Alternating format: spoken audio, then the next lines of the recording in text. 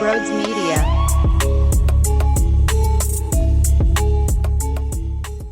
What is going on, everybody? Welcome on in to Sports Talk with Broads. That's a good win down at CBP, especially considering what the weather was like. Imagine being an outfielder, and you look up at the sky, and here's a white ball flying in your direction. You go left, you go right. You take a few steps in. This thing is dragging you every which way. Before you know it, it's 8 feet behind your head. You reach back, and it finds your webbing. In what world? In what world? So when it's that chaotic, you got one job. Put the ball in play, make the other team have to make difficult catches, and the most routine fly balls or the most routine pop-ups could happen to be extremely difficult.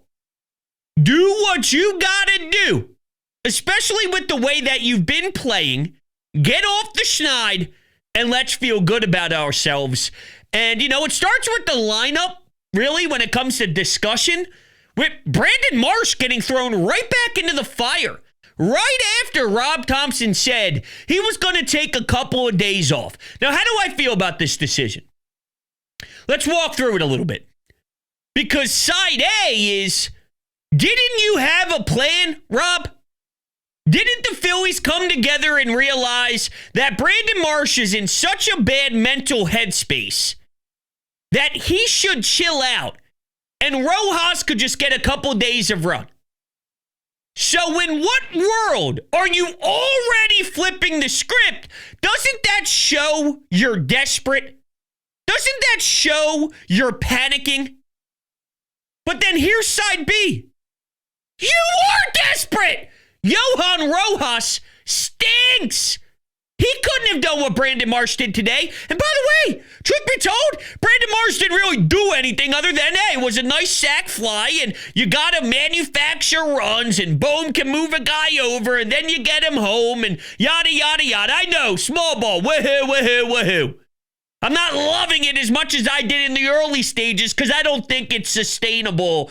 If that's what this season's all about, and that's what this year has been about, is playing a different style than last year, and this is what it looks like, we need to have some serious talks on where we go. So I'm starting to get out on the small ball. But Marsh did drive the baseball, let's get back on track here, to the outfield. And you were able to move runners and get a run. And in a 2-run game, that's incredible. So you are desperate. You are panicking. Guys, the center field position's hitting less than 100 together. So if Rojas is worse, and I want my manager to show urgency that these wins are important and we got to get to the best version of ourselves, then I don't care what you said about 3 days off and 3 games off and go relax for a little bit to get yourself right. I don't care that you said that because Rojas is a disgrace at the plate. And Brandon Marsh gives you a better chance to get a dub. That's the truth. No matter what Rob says, obviously he's not going to crush Johan publicly to the media when he gets asked questions. He's going to tell you, I liked what Brandon Marsh did at BP. I liked the work that he's put together over the last 24 hours with Kevin Long, what he was doing in the cage, how he was preparing. Of course he's going to say that, and that's the right thing to say. Let me tell you for free what's really going on. They're watching those feeble ABs by Rojas, and they're saying, wow, those are even worse than when Brandon Marsh has feeble groundouts. Because maybe you could luck into something from Marsh, and even the best version of Marsh is still better than this. It's the same thing with Bohm. We watched him have an RBI, and over the last couple of games, there's been better ABs. Because he's not a 115 hitter, a 140 hitter, a 138 hitter. He's better than that. Same with Marsh, even though I don't think Marsh is great or an everyday player, unfortunately. He's not a 100 hitter either. So that was the lineup discussion. I'm cool with it. I'm okay with it, even though I acknowledge it is a massive, quick, knee-jerk reaction to the poor play by Rojas. It's the right call. Maybe Rob should reevaluate exactly what he's going to say timeline-wise now publicly so he doesn't get himself in that type of pickle again. But that was less about the decision-making on who played, and it was more about maybe having to backtrack from what you stated on how many days off you were going to give. Just don't give days off timeline anymore, and you'll never find yourself in that predicament. We'll just say, hey, Rojas isn't playing today, and it's Marsh today. All right.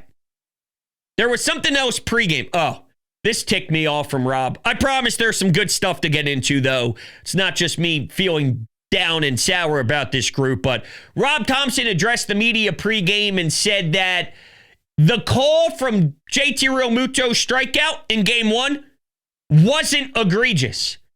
And that's why he didn't feel it was necessary to get in the face of anybody or to kick dirt or to scream or to get angry because it wasn't egregious. That's kind of disrespectful to JT in a way, no?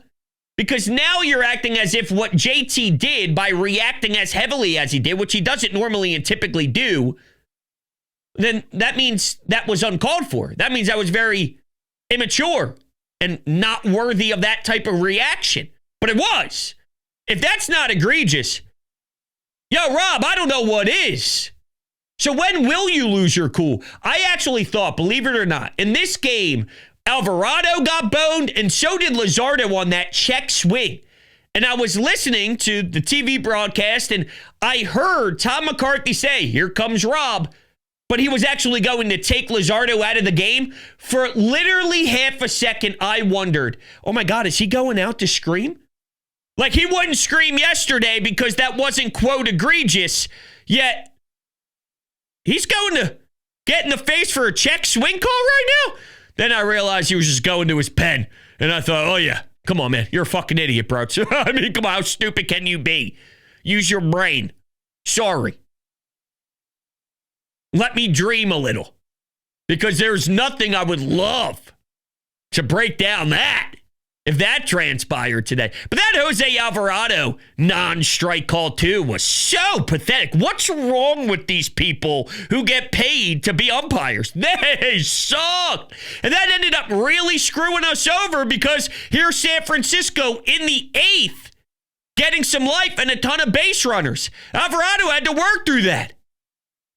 And he did, although it was close.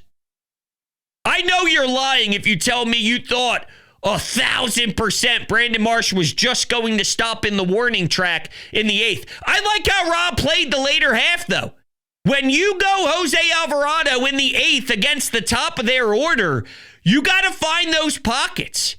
And if Matt Strahm has to face 7, 8, 9, 8-hole hitters in the ninth inning in a 2-run game, I'm on board. Speaking of bullpen, my guy Romano. It's funny. You know I've been definitely a little blah on this team to this point. My one positive take has been, don't count out Romano. Here he is again. It's a lot different when he throws 96, 97, huh? It's a lot different when he's able to throw 9 pitches, 10 pitches, face the minimum amount of batters in his last 3 appearances.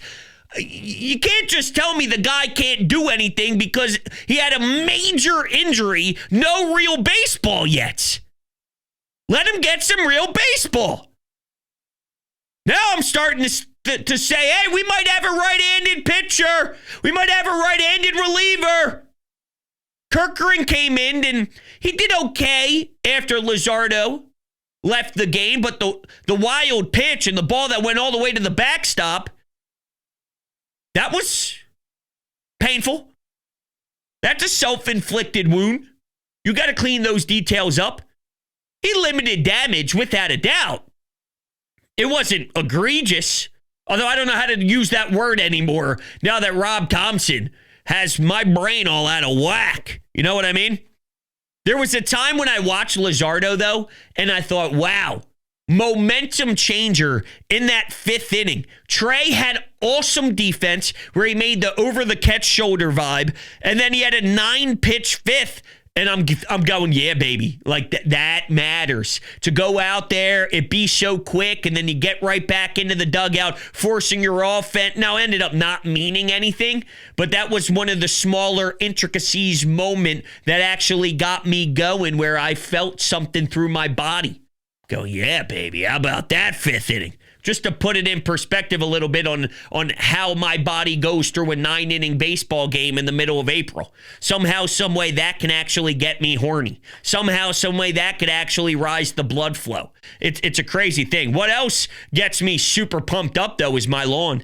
And Green Lawn Fertilizing is the best in the business. If you're stressing out about your lawn, my great friends can help you. Green Lawn Fertilizing is based in the Philadelphia area and the best in the market. Experts in New Jersey, Pennsylvania, and Delaware, and they are so knowledgeable, it's not even funny. They've created a custom blend that helps your lawn recover.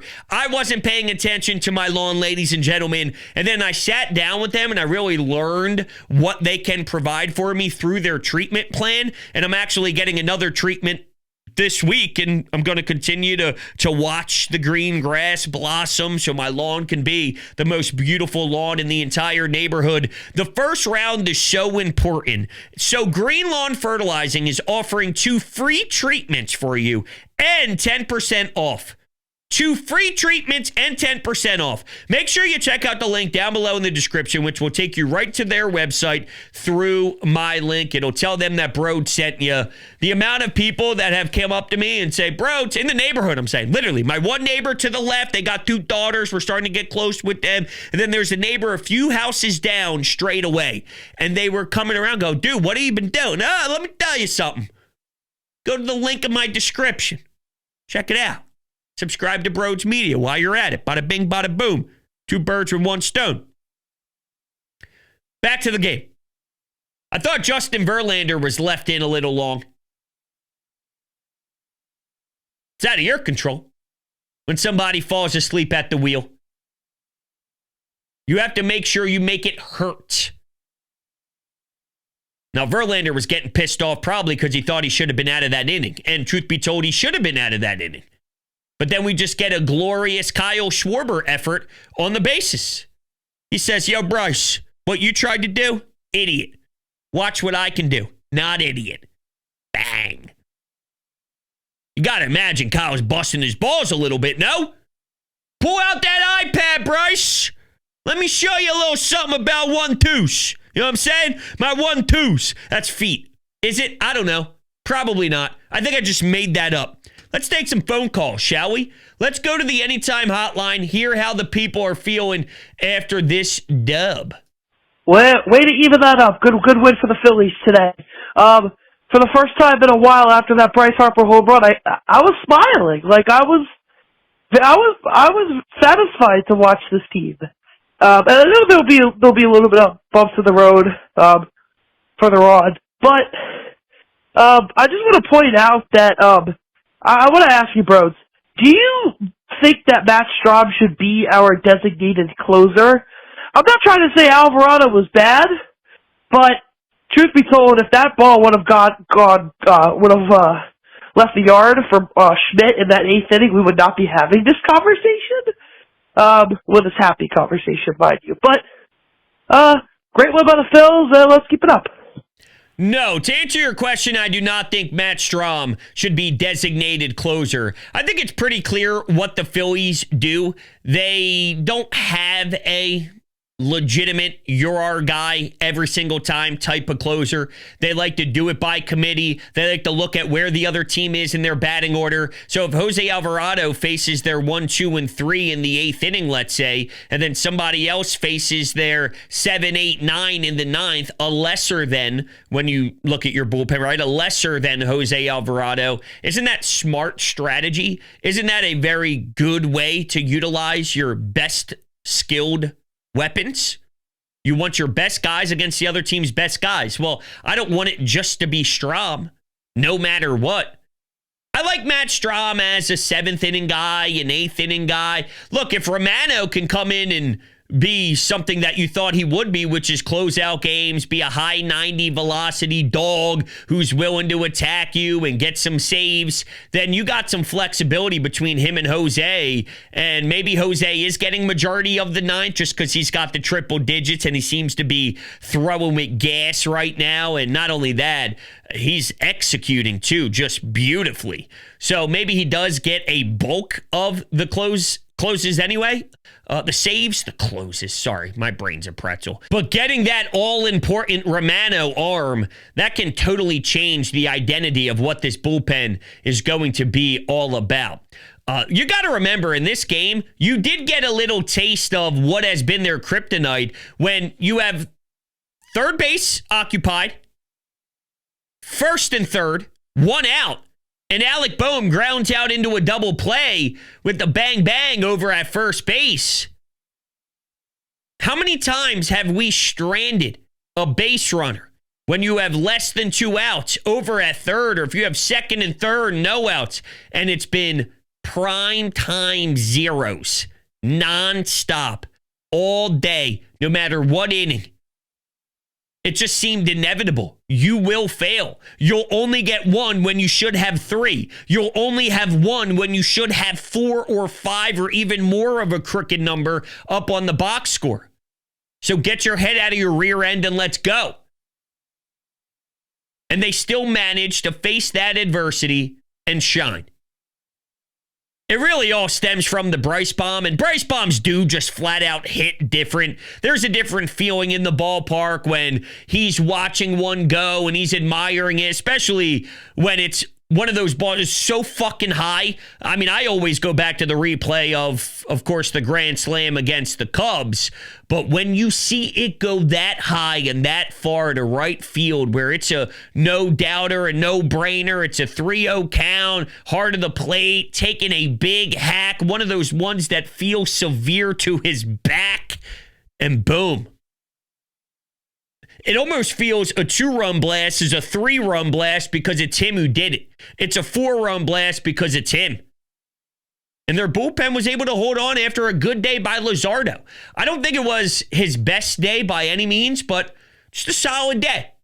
And I think we've been saying that about a lot of our pitchers outside of Wheeler, just because the expectation is so high. And with Walker, the expectation is so low. But when we're discussing Nola, Christopher Sanchez, and Luzardo, I think we've gotten good days by them. Some stellar, some good, but I think we've just been getting good, professional, solid performances by them.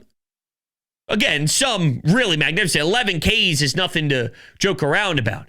I actually give more credit to Christopher Sanchez's last performance than most do, because he gave up, a ton of hits, maybe 8 hits, but he also got a billion double plays. I thought that was extremely impressive, pitching into the 7th inning the way that he did. I thought it was electric. But some are saying just good. Thought it was better than good. Was that his last performance or his 2 performances ago? I don't know. I'm losing track of time. What else do we have on the Anytime Hotline? Hey, bros. What's your opinion on Boehm actually hitting tonight and Brandon actually getting in runs and Harper's homer? Do you think this will benefit the team at all? And let me know. Thanks. Well, it benefits the team for the short term and the right now, and maybe trying to feel good about themselves by getting a home series victory against a very good San Francisco Giants team. But my fear is, because it's a 4-game set, and now a lot of people are starting to bring up stats about how they are essentially a 500 baseball team dating back to last season. Now, part of me feels like that's very flawed. You can't just take last season and apply it to this group. But when 99.9% of them are exactly the same, because Dave Dombrowski doesn't do anything in the offseason, then we kind of can, because it almost is a reflection of that group in some way, shape, or form. So what happens if they end up going 2-2, and then everybody's, it was a series against a good team, and you split it, it's not that bad, but then they're just that mediocre team, So what does this actually mean? Well, I'm never going to get swayed by one game in particular. They have a lot to prove to me. I'm very happy that they won, and I want them to pull out of whatever style of baseball they have been playing, and I want them to go on a crazy run where on a night-to-night basis. You know what's really special about a baseball season? When you get that one stretch, and I'm going to be extreme, but if let's say you play 40 games, you go 37-13. It's a lot. Or would that be 50 games? 37? Did I say 40 games? I don't know what I'm doing tonight. I don't know what I'm doing. But if you're 37-13, if you're 28-12, if you're something along that, and every night you go, I can't wait. I can't wait. No's just coming off of an 8-shutty game. We got Wheels coming off of a complete game. Now Luzardo's taking the ball. Walker has 3 straight appearances where he goes 5 innings and only allows 1. He's even getting some double play balls, and he's got a filthy pickoff move, so he's getting a couple guys on the bases too after he has a disgusting 2-out walk where he's not even close to the strike zone. Boom. Boom. You got to be locked in. You put a seatbelt on, ready for the ride, night to night. Right now, I sit down and I wonder, am I going to hate this team tonight or not? All right, let's see what they do today to piss me off. It's just what it is until they show me they're not a group that pisses me off. And when they aren't the group that pisses me off, there's nothing better than locking into those games. We lock into all the games, but when the feeling is that hot and when the momentum is that unreal, and CBP every night, it's barking, it's hollering like it's late August, but it's almost May. Or at that point, if you're going through a good chunk of the season, you're filtering in through the summer months. It's mid-June. Getting some good lead on the Mets. Braves keep losing. At some point, it'll happen. Maybe. I hope. The one thing that keeps sitting with me is this. Sometimes when you look at a roster on paper, you could see a lot of talent. But in sports, it's hard to quantify this. There's always a team that should be better than what they are. But the mix isn't right. I'm wondering if the mix isn't right for these good hitters. And then a lot of the guys that, I'm throwing up in my mouth. The guys that you want to take a step forward, Stott, Bohm, they don't take step forwards. They just are this. And if they are this, and you don't have the right mix of the talented players, because it's just off, doesn't really matter what the names are on the roster and how good they can be. The flow never fully connects. It happens a lot. I'm starting to wonder if that's where we are. But it was a good win. It's a good win. Never going to bash him for a nice, solid win after a loss. And there was a lot of pressure, a lot of frustration. I'm sure if Bryce Harper's tuning into WIP on his drive to the park, which he's very vocal about doing that, he was hearing a lot of heat. And rightfully so. The team. He was hearing a lot of heat for a lot of his guys, probably himself as well. There were fans that didn't like the gender reveal because it was going against what he said publicly about the name on the back not meaning as much as the name on the front. But then there were fans who thought, listen, it's just a moment with his family. He's having a child that's very special, and he wanted to do it in a unique way to involve everybody. And that's what he did. I don't have a big deal or a big problem with it. It's not a big deal to me. But that was split. And that was getting criticized. Not a good leader. Boom. 2-run blast. But he also had a major hiccup on the bases too. And that wasn't fun. At that time, it wasn't fun. It went from 2-0 to 2-2 after that mistake. And then eventually, the Giants actually took the lead 3-2. Bryce got us insurance. It was starting to go through that similar feeling of, you're going to strand guys. 3-0 count. He said, no, we're not. All right, everybody, that's going to do it. Thank you all so much for kicking it with me. I greatly appreciate it. You're the best. Talk to you tomorrow. Go Phils.